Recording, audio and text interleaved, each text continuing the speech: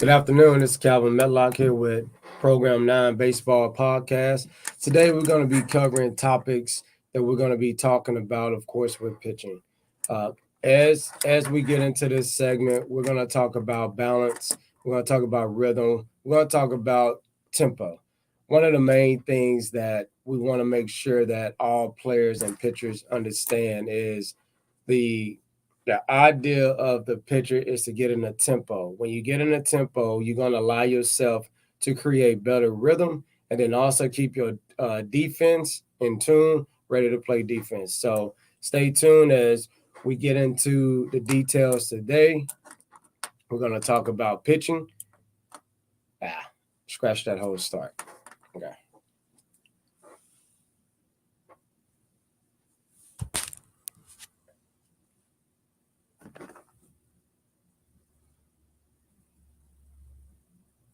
Calvin Medlock here with Program 9. Start it over.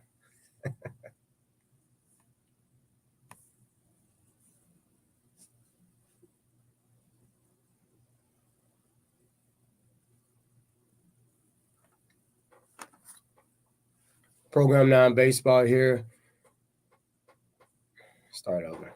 Ooh, I'm struggling today. Man. Let's struggle. All right.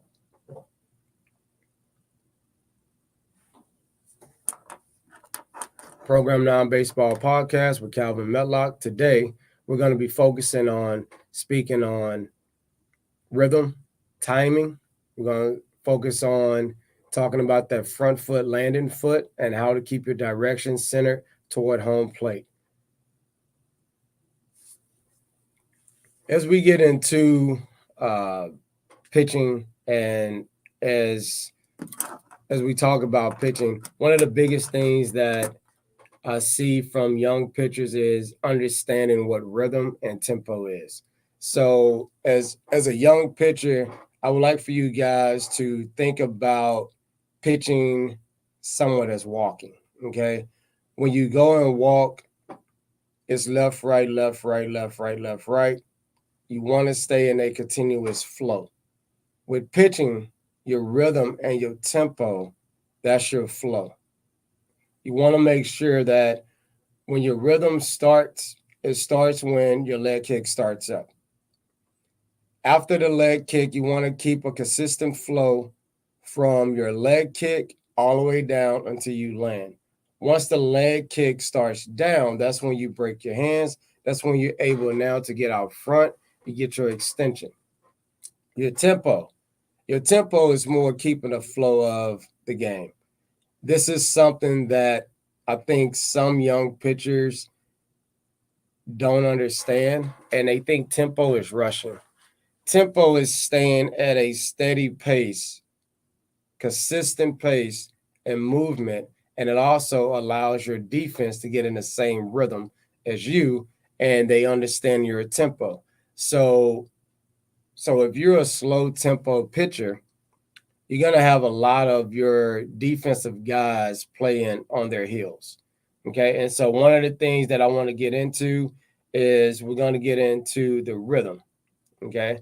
So rhythm starts with your leg kick. 2, consistent flow up and down. So it's kind of like a seesaw. Okay. You want to stay up and down. The next thing is once your leg kick starts down, that's when your hands break. Next thing is tempo. Rhythm, tempo, they go as one.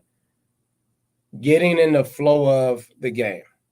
Okay, so you want to make sure your tempo is fast enough, but not slow.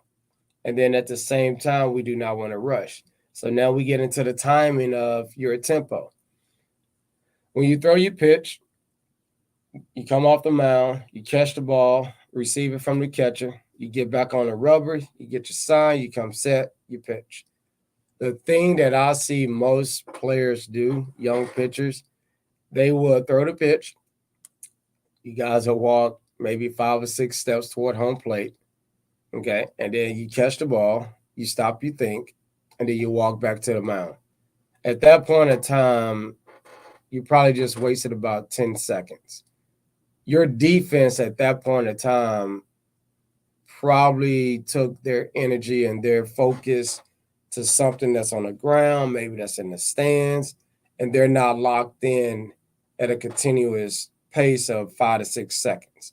So that's what you want to kind of create is you want to create to where your defense is somewhat ready every 6 to 7, 8 seconds between pitches.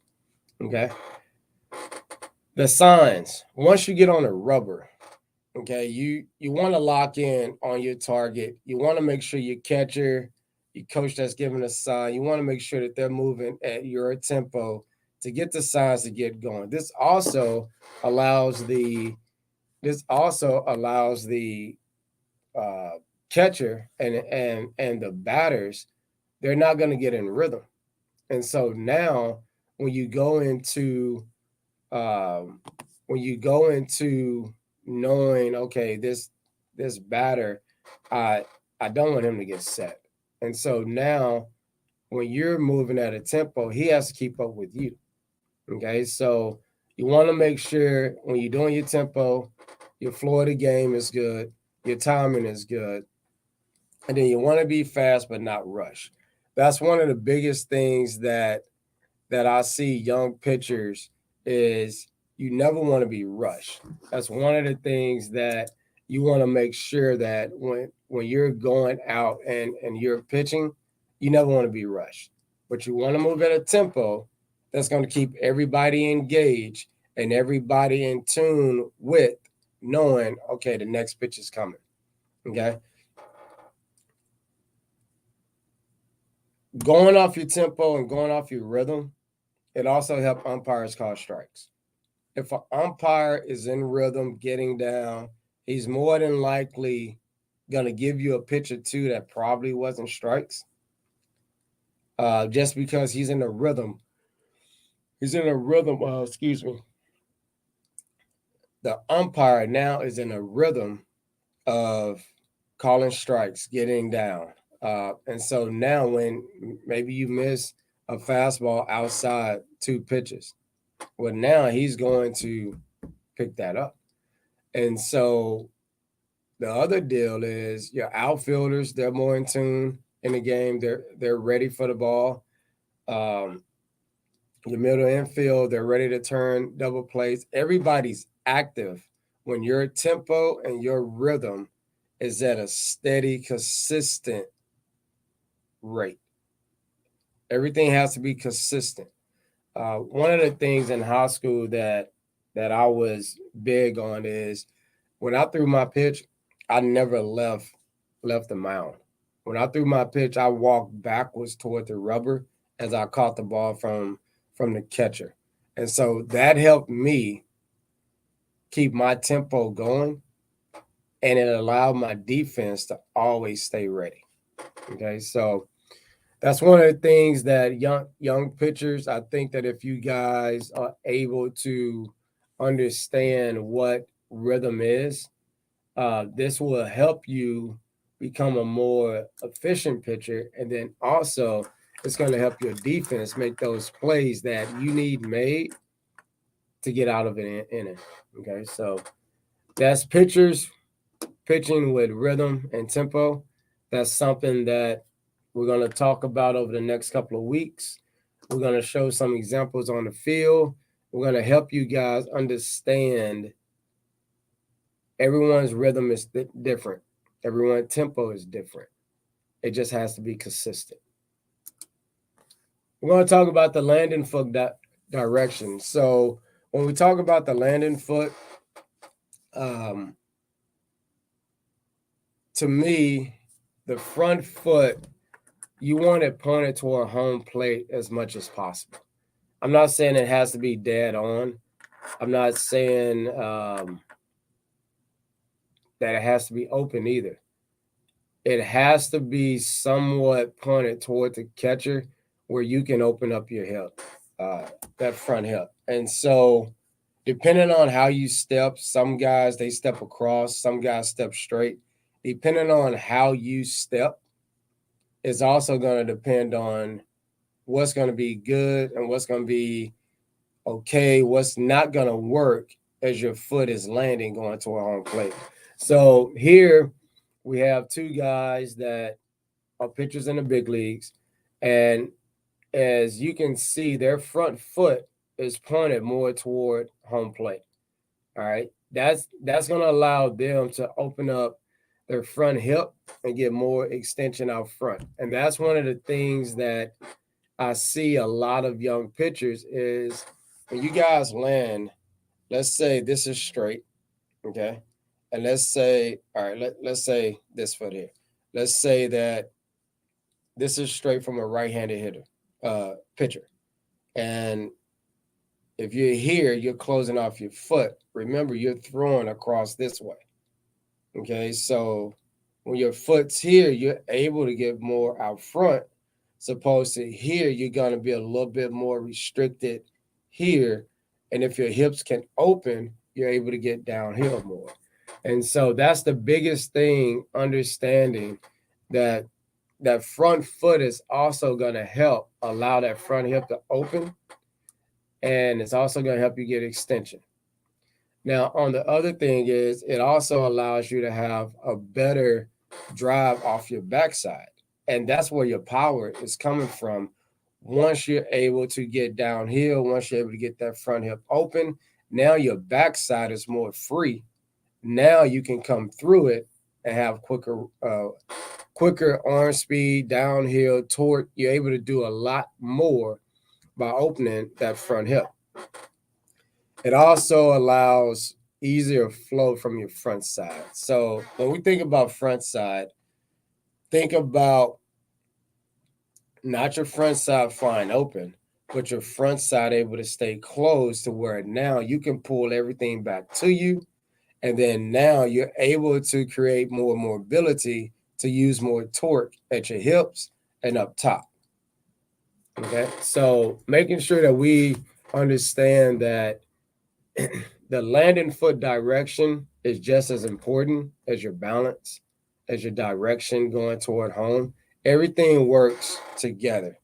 Okay. Everything goes as one and everything flows as one. The balance side. So as you can see, I got a few pictures up, and the biggest thing for balance for pitchers, you're going to have to be balanced all the way through your delivery. This is something that when you finish, you want to finish on a stiff front side. You want to drive down. You want to have a slight bend as you land. And then you want to use that back side to drive through. And then once you drive through, that's where that front side gets more stiff. And then you're using that front foot as an anchor to drive into the ground to be able to drive off that backside and come through the ball.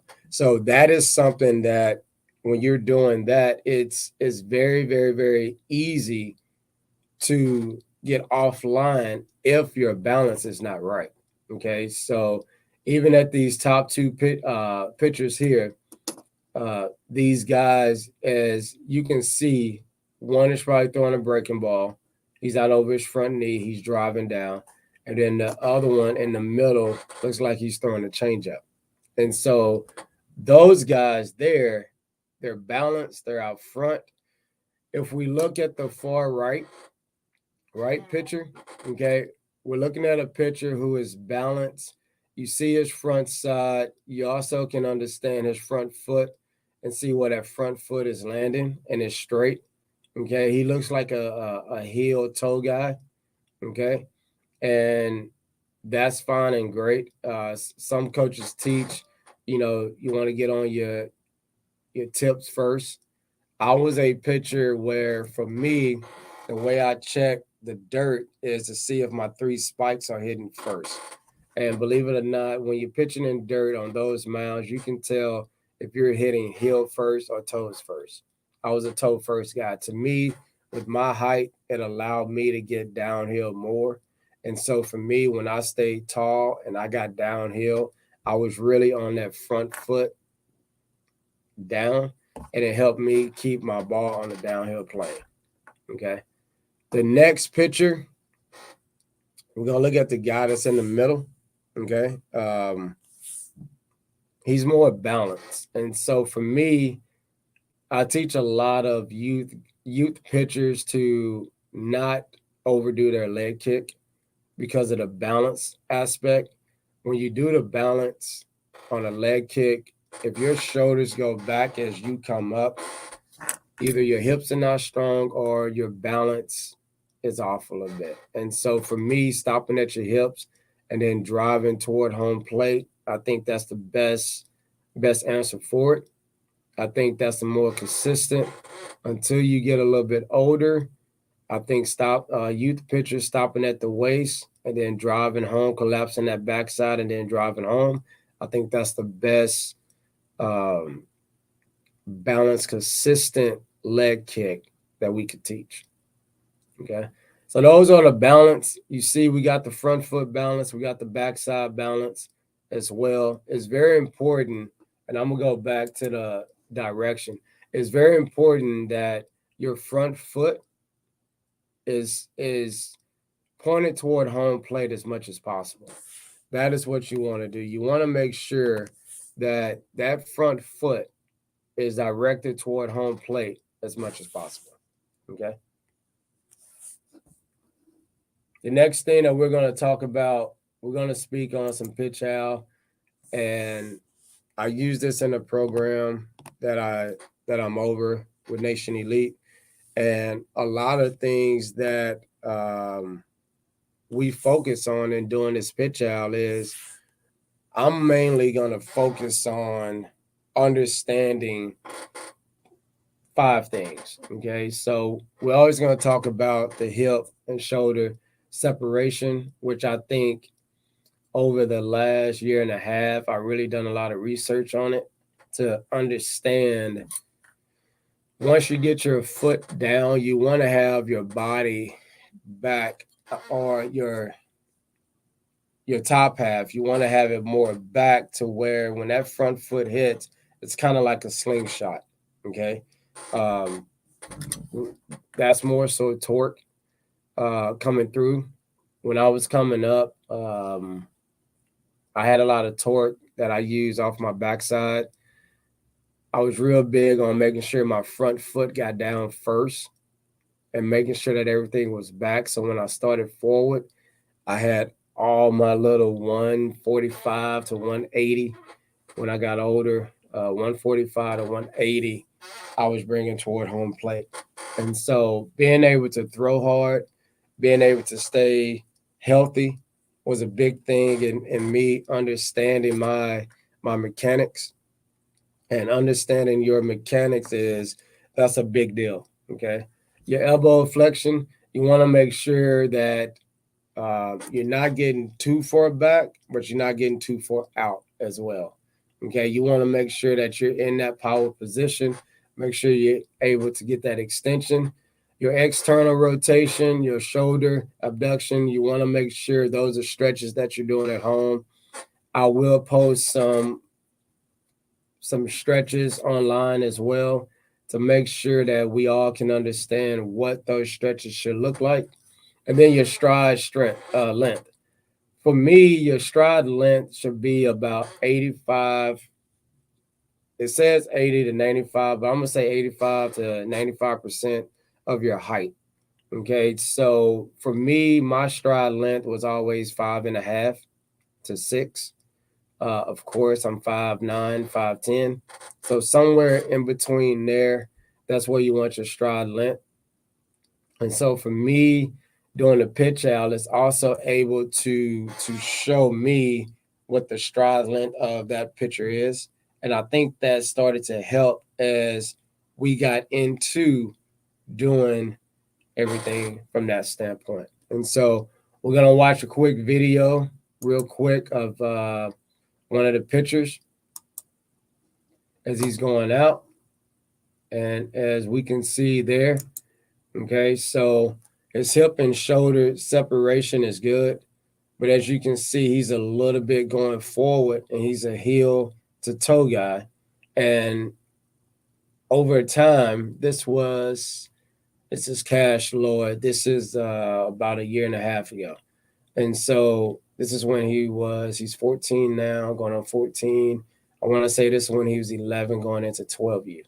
And so now the shoulder abduction for us, we want to make sure that that deal there, we want to make sure that we get that up to 85 to 95 degrees. And then his elbow, we want to make sure that we get that to 75 to 95 as well. And so over time, we have worked on that. He's gotten better at that. At 13, he was at 75 to 78 pitching. That's very good for his age. At 14, I am expecting him to be around the 80 range. And as we go down further, as this thing kicks, as you can see, the stride length is good. His external rotation, we want to make sure that up in here, he's getting stronger there to make sure that he can get out front.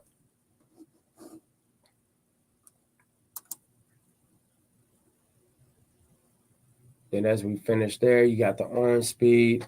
The PitchAL is a very good tool to use when you want to break down pitchers, when you want to make sure that, that they are being efficient with everything that they are doing. Here we have Shane Ward, who's also in the program. And as he stride out there, you see his hip and shoulder separation is great. He's well past the degrees. His stride length is great. Okay, his shoulder abduction, uh, that's great as well. So he's throwing pretty much at peak velocity. Okay, when we get down to the other, his external rotation is also something that he has worked at. Okay, and that's more when you get in there to get that whip out front to understand that part. Everything else looks great from that standpoint. Okay.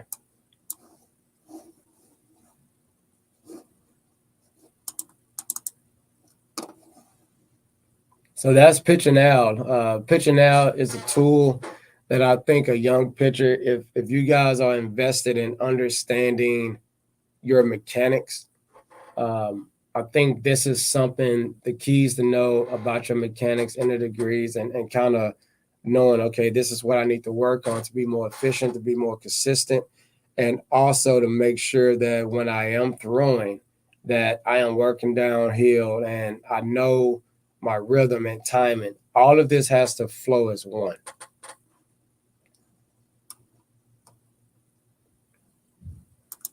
Okay. Pitching from the stretch. Um, Pitching from the stretch with guys on base, I think we can simplify this in making sure that you want to understand pitching from the stretch is assimilated. I'm gonna say it's an offset of throwing from the windup. Of course, you just taking out the windup and basically you're going from the side, leg kick, holding runners on. That means somebody's on base majority of the time. My pitchers, I prefer all my pitchers in the program to pitch from the stretch. Reason being is I think they struggle with pitching from the stretch the most. So for me, I think the best key for them is to learn the stretch. We can work in a wind up at practice, but learning to pitch from the stretch, I think that is going to be what's going to help them be better when guys on base, guys at second, guys at first trying to steal, and making sure that we're doing slide steps. So here's a video I made over the summer that talked about pitching from the stretch.